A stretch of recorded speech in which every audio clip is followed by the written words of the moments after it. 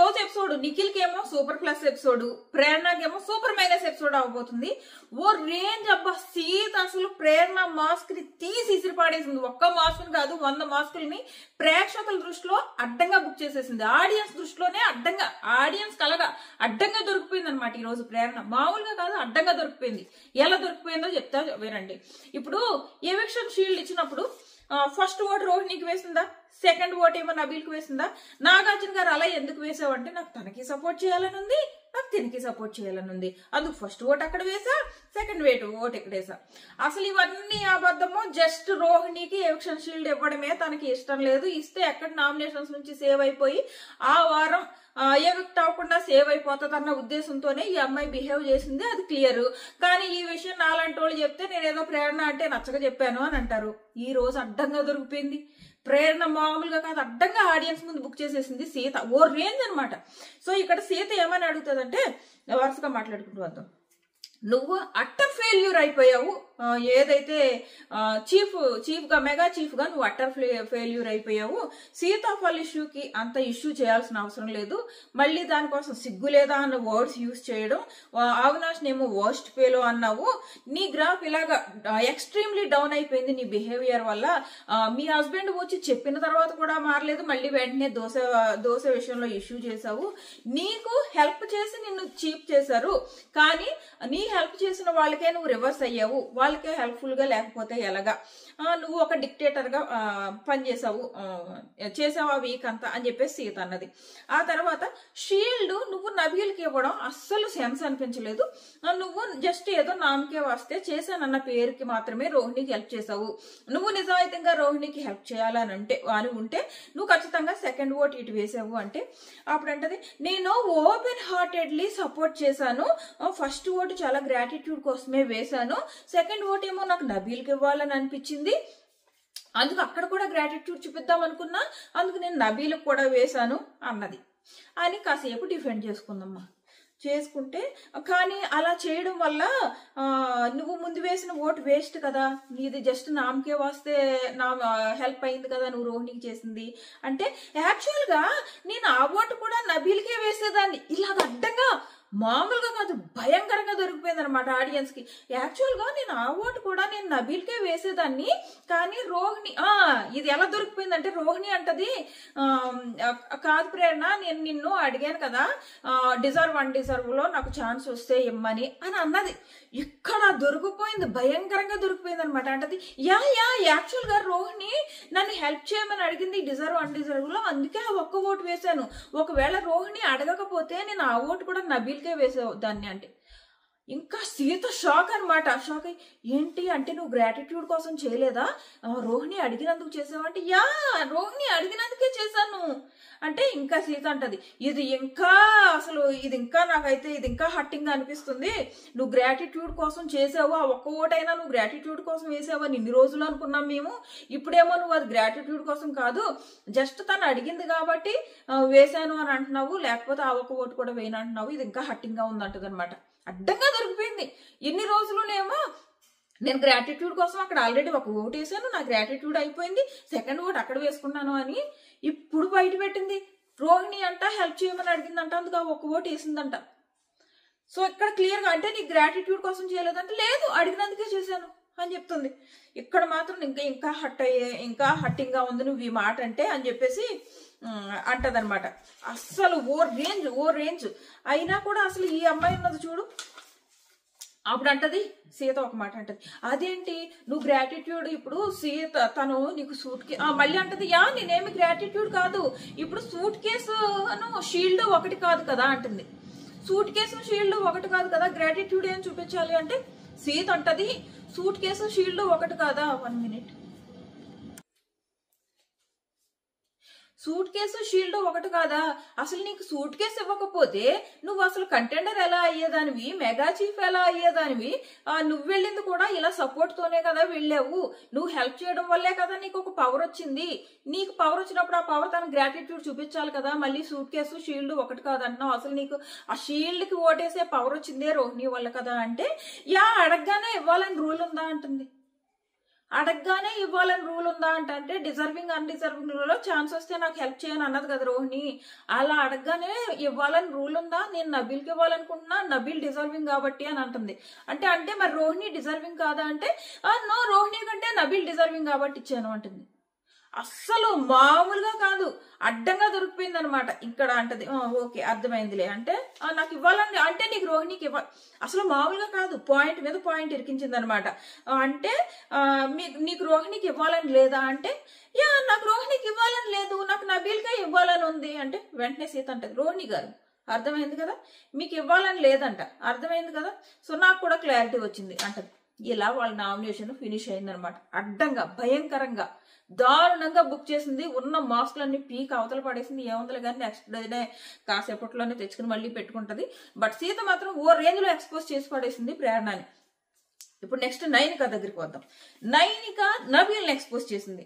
నైనిక నబీల్ గురించి ఏం చెప్తుందంటే, నబీల్ నువ్వు నేను షేర్ని నేను అలా తోపులో ఆడేస్తాను ఇది అది అని చెప్తున్నావు, నీ గేమ్ ఏమీ కనిపించట్లేదు. వైల్డ్ కార్డ్స్ వచ్చిన తర్వాత ఒక గ్రూప్ లో జాయిన్ అయ్యావు, మళ్ళీ కొన్ని రోజులు అయ్యాక ఇంకో గ్రూప్ లోకి వెళ్తావు. ఇదంతా పక్కన పెడితే నీతో ఎవరు బాగా ఉంటే వాళ్ళ మీదే నువ్వు బ్యాక్ బిచ్చింగ్ చేస్తావు. చాటును వెళ్ళి గౌతమ్ నీతో బాగా ఉంటుంటే నువ్వు అదే గౌతమ్తో ఎదురుగా ఏమో బాగా ఉంటావు, చాటును వెళ్ళి ఆ గౌతమ్ మీద బ్యాక్ బిచ్చింగ్ చేస్తాను. నేనా గౌతమ్ మీద ఎప్పుడు బ్యాక్ బిచ్చింగ్ చేశాను అంటాడు నబీల్. అదే ఇప్పుడు ఫ్యామిలీ వీక్ అందరూ వెళ్ళిన తర్వాత అసలు గౌతమ్కి అన్ని ఓట్లు ఎలా పడుతున్నాయి, గౌతమ్ టాప్ లో ఎలా ఉంటాడు, అసలు గౌతమ్కి ఎక్కడి నుంచి ఓట్లు పడుతున్నాయి, ఏం ఆడుతున్నాడు అని ఓట్లు పడుతున్నాయి, ఇలా అన్నావు కదా అంటే నేను అనలేదే, నేను అసలు బ్యాక్ బిచ్చింగ్ చేయలేదే అంటే నువ్వు చేసావు, ఇలా ఏమన్నావో చెప్పు అంటాడు. నువ్వు అన్నావు కదా గౌతమ్ని అసలు టాప్ 5 ఎలా పెట్టారు, ఓట్లు ఎలా పడుతున్నాయి ఇలా అని చెప్పేసి నువ్వు యష్మి వీళ్ళందరితో మాట్లాడావు కదా. నేను మాట్లాడలేదే, నేను బ్యాక్ బిచ్చింగ్ చేయలేదే అన్నాడు. అడ్డంగా దొరికిపోయాడు అనమాట. అడ్డంగా దొరికిపోతే వెంటనే వెళ్ళి గౌతమ్ దగ్గరికి వెళ్తాడు. గౌతమ్ దగ్గరికి వెళ్ళి గౌతమ్ దగ్గర మళ్ళీ నేను అలా అనలేదు ఇలా అనలేదు, నేను జస్ట్ గాసిప్స్ మాట్లాడానంట.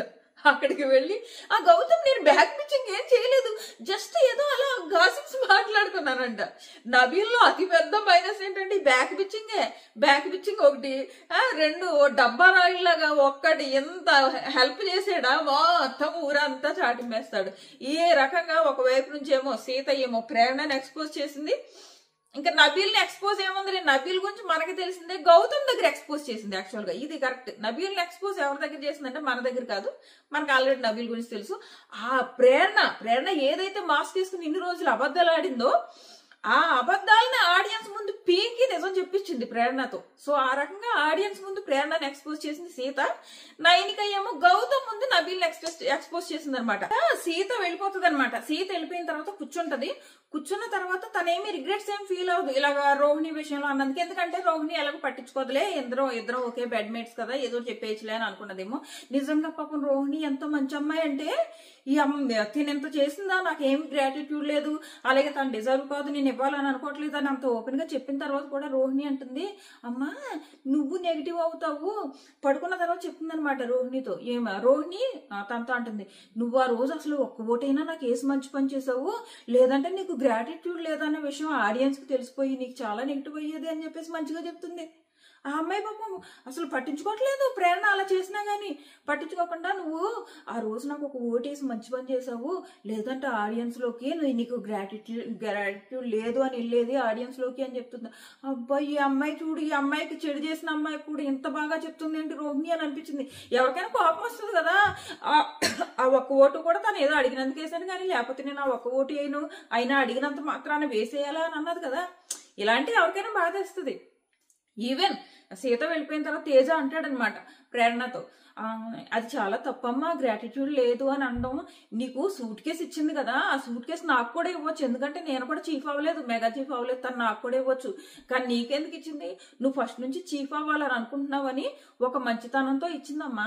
ఆ మంచితనాన్ని రెస్పెక్ట్ చేయాలి, అంతేగాని గ్రాటిట్యూడ్ లేదు అలా ఇలా అనడం నిజంగా చాలా తప్పు అంటాడనమాట తేజ. ఈవెన్ అవినాష్ కూడా అలా అనడం తప్పు ప్రేరణ, గ్రాటిట్యూడ్ లేదు అని అనడం, నీ మంచి కోసం ఇచ్చింది కదా, తను వరకు వేరే వాళ్ళకి ఇవ్వకుండా నువ్వు చాలా నేను చీఫ్ అవ్వాలని ఫస్ట్ వీక్ నుంచి అనుకుంటున్నావని ఒక మంచి ఉద్దేశంతో కదా నీ చేతిలో పెట్టింది సూట్ కేసు. అలా ఒక మంచి ఉద్దేశంతో చేతిలో సూట్ కేసు పెట్టినప్పుడు నువ్వు రివర్స్ లో గ్రాటిట్యూడ్ చూపించడానికి ట్రై చేయాలి. కానీ నాకు గ్రాటిట్యూడ్ లేదు, తనకు డిజర్వింగ్ కాదు, నేను గ్రాటిట్యూడ్ గురించి పట్టించుకోను అలా అనడం చాలా తప్పు ప్రేరణ అని చెప్పేసి అవినాష్ అంటాడు అనమాట. నేను కూడా నీలా ఆలోచించుకుంటుంటే నేను కూడా నబీల్కి హెల్ప్ చేయక్కర్లేదు కదా, ఆ మెగా చీఫ్ టాస్క్ లో నేను కూడా నబీల్కి హెల్ప్ చేయకుండా రోహిణి నా ఫ్రెండ్ కదా, నేను రోహిణికి హెల్ప్ చేసుకోవచ్చు కదా, పోని అక్కడ నేను తను ఏదైతే ఆ బోన్ టాస్క్ లో హెల్ప్ చేశానో అప్పుడు నేను చాలా సిన్సియర్ గా హెల్ప్ చేశాను కదా, పోనీ అక్కడ వదిలేయచ్చు కదా. కానీ నేను వదలలేదు, ఎందుకంటే నా హెల్ప్ అక్కడ ఫుల్ఫిల్ అవ్వలేదని నాకు అనిపించింది. అందుకే నేను రోహిణికి కాకుండా ఎవిక్షన్ షీల్డ్ నబీల్కే ఇవ్వాలని అక్కడ కూడా నేను నబీల్కి ఓటేసాను. అప్పుడు కానీ నా హెల్ప్ ఫుల్ఫిల్ అవ్వదు అని నేను ఆలోచించాను. ఆ గ్రాటిట్యూడ్ ఉండాలి కదా ప్రేరణ, ఉండాలి. అంతేగాని నా గ్రాటిట్యూడ్ లేదు నేను ఇవ్వను అలా అంటే కుదరదు. సెల్ఫిష్ అనమాట ప్రేరణ, ఏం లేదు. అందరినీ తొక్కుకుని ఏదైనా చేసి నేను టాప్ 5కి వెళ్ళిపోవాలి అంతే. ఇప్పుడు ఆమె రోహిణికి ఎవిక్షన్ షీల్డ్ ఇవ్వకపోవడానికి ఒకే ఒక రీజన్, ఆమెకి ఎక్కడ ఎవిక్షన్ షీల్డ్ ఇచ్చేస్తే ఆమె నెక్స్ట్ వీక్ నామినేషన్ లోకి వస్తే ఎవిక్షన్ అవ్వకుండా సేవ్ అయిపోతుంది ఆ ఎవిక్షన్ షీల్డ్ తో. సో పక్కన నేనెవరైనా ఉంటే ఎలిమినేట్ అయిపోతా. ఇది అంతా ఏదో స్ట్రాటజీ కాదు, అది దాన్ని కన్నింగ్నెస్ అంటారు, సెల్ఫిష్నెస్ అంటారు. స్ట్రాటజీ ఎప్పుడు కూడా ఇప్పుడు ఒక గేమ్ ఆడేటప్పుడు నీ నేచర్ చూస్తారు. నువ్వు ఈ వీక్ వెళ్ళిపోయావా నెక్స్ట్ వీక్ వెళ్ళిపోయావా అని కాదు. ఒకవేళ నీ నేచర్ బాగుంది అనుకో, నిన్ను నెక్స్ట్ వీక్ నిజంగా నువ్వు అంత అలాంటి సిచ్యువేషన్ లోనే నిన్ను పెట్టరు ఆడియన్స్. అఫ్ కోర్స్ నీకు పెద్ద బిగ్గెస్ట్ పిఆర్ ఉందిలే కానీ నీకు ఎలాగో ఫేక్ ఓట్లు పడతాయి, సో ఎలిమినేట్ అవడం కష్టం. కానీ చెప్తున్నా ఆమెకు ఆధైర్యమే, నాకు ఎలాగో బిగ్గెస్ట్ పిఆర్ ఉందబ్బా, నేను హౌస్ లో ఏం చేసినా చెల్లుతుంది, రూడ్ గా బిహేవ్ చేసినా చెల్లుతుంది, ఏం చేసినా చెల్లుతుంది, గ్రాటిట్యూడ్ లేకపోతే ఏంటి, సరే ఆడియన్స్ కి నచ్చినా ఏముంది, నాకు ఫేక్ ఓట్స్ పడతాయి కదా, నేను వెళ్తా టాప్ 5కి అన్నట్టు ఉంది ఆ సిచ్యువేషన్. అలాగే నేను ఆల్రెడీ మణికంఠ నామినేషన్స్ గురించి చెప్పాను. ఆహా ఓ రేంజ్ హ్యాపీగా ఉంటది మీకు మణికంఠ హౌస్ లోకి ఎంటర్ అవడం చూస్తే. సో అది మణికంఠ నామినేషన్ గురించి చెప్పాను. అలాగే సీత నిఖిల్ విషయంలో ఏదైతే క్యారెక్టర్ అసోసినేషన్ చేసిందో చాలా చాలా తప్పు అనిపించింది నాకు. దాని గురించి కూడా ఆల్రెడీ ఒక వీడియో చేస్తున్నాను. మీరు మన ఛానల్ సబ్స్క్రైబ్ చేసుకుని నోటిఫికేషన్ ఆన్ చేసుకుని మన హోమ్ పేజ్ లోకి వెళ్తే మీకు ఆ వీడియోస్ కనపడతాయి. మీ ఒపీనియన్ ఏంటి అంత కూడా ఖచ్చితంగా కామెంట్ చేయండి. లైవ్ లో వీళ్ళందరూ వెళ్ళిపోయి నామినేషన్స్ అయ్యి లాస్ట్ నామినేషన్ సీతదనమాట. సీత నామినేషన్ చేసి వెళ్ళిపోయిన తర్వాత హౌస్ లో చాలా జరిగాయి, ఎందుకంటే నిఖిల్ విషయంలో అంత పెద్ద ఇష్యూ జరిగింది కదా. సో అవన్నీ నా నెక్స్ట్ వీడియోలో చెప్తా. లైవ్ లో ఏం జరిగాయి, ఎవరెవరు ఏమనుకున్నారు అవన్నీ నెక్స్ట్ వీడియోలో చెప్తా. మన ఛానల్ సబ్స్క్రైబ్ చేసుకుని నోటిఫికేషన్ ఆన్ చేసుకోవడం మర్చిపోకండి. టాటా.